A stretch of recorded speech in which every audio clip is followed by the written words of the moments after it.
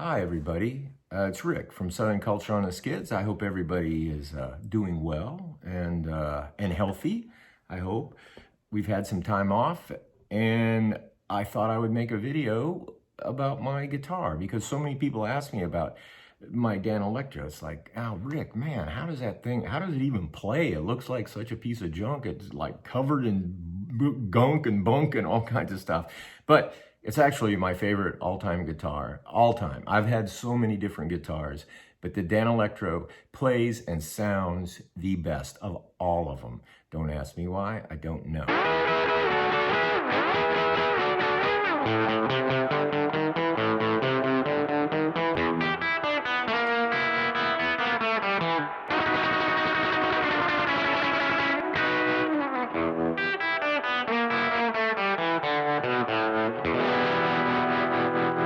I have it right here, and I'm going to show it to you. So there it is, and yeah, it's pretty beat up, I gotta say, right? This started out life as a 3011, I think it was. A single pickup. It just had this one pickup right here in the neck position. Now, I played it like that for quite a while, but after a while, I really wanted something a little more ballsy on the bridge, or I could use a bridge sound. So this is a Lindy Fralin P90. Lindy's a friend of mine. We go way, way back, and he makes the best P90s. I love them. Used to be black, but you can see it's really a cream one underneath, right? I still have the original bridge. I've replaced this rosewood a few times because it does get worn out, and it'll notch out on some of these strings and stuff and start to buzz a little bit. This is the second pick guard it's had. It's held on with a little bit of duct tape just for security. These little screws tend to rust out over time from all the sweat and stuff. Knobs have fallen off at various times, and this is just some cheap replacement, I think. I don't even know what it went to, and I think that might be original, though. Rat Fink sticker used to look a lot better, but it kind of got worn off. The switches have been replaced, I don't know how many times, but and it works. This pickup works, but it's obviously much less output than this one. And it's kind of gone downhill recently. It's quite weak. But if I put it in the middle position, it still acts as, it'll put it out of phase. So I can get a little more of a kind of chicken picking sound between these two. It still works, but maybe I have to step on a boost pedal or something to get it kind of up to where this one was. But this is so loud right here. This is a great pickup. It's the best. It is so loud. It's been refretted about maybe two times. It probably needs a refret relatively soon. I replaced the skate key tuners with just some Kluson, I don't know, knockoffs of some sort. And I replaced the aluminum nut.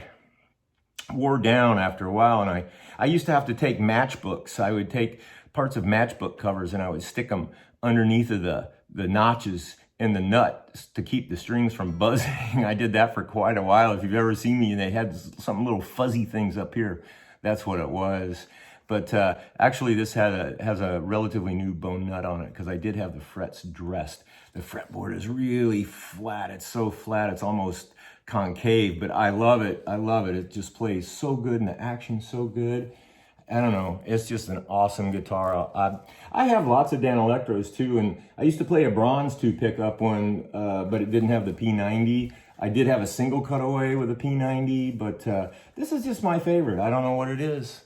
Something about them. You can't imitate cheap, right? They don't make Masonite like they used to.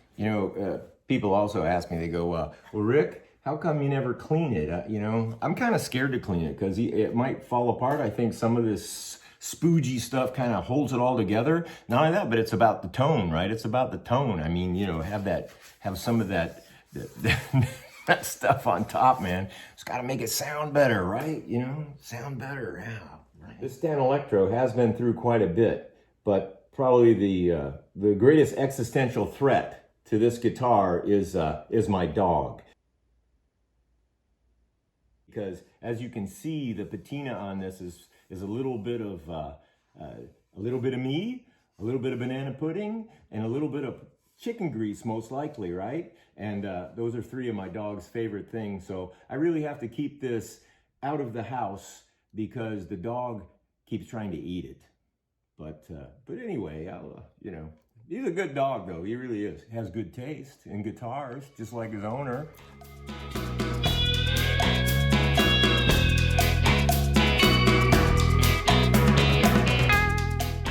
I'll have a few more videos probably down the road here talking about some of my favorite guitars, because I do have some odd ones that I've used, played live, going way back, like Magnetones and Supros and Nationals and all that kind of stuff. I remember I've always kind of had a taste for different types of guitars, though I have a lot of Gibsons and Fenders and things like that. But I remember asking Link Ray, we played with him, and I asked him, I said, Link, man, how come you played those Danelectros, man? And he said, man, those things had a sound. He goes, man, nothing sounded like them. You know, it's like everybody had a Gibson, everybody had a Fender. But those Danelectros, man, that was my own sound.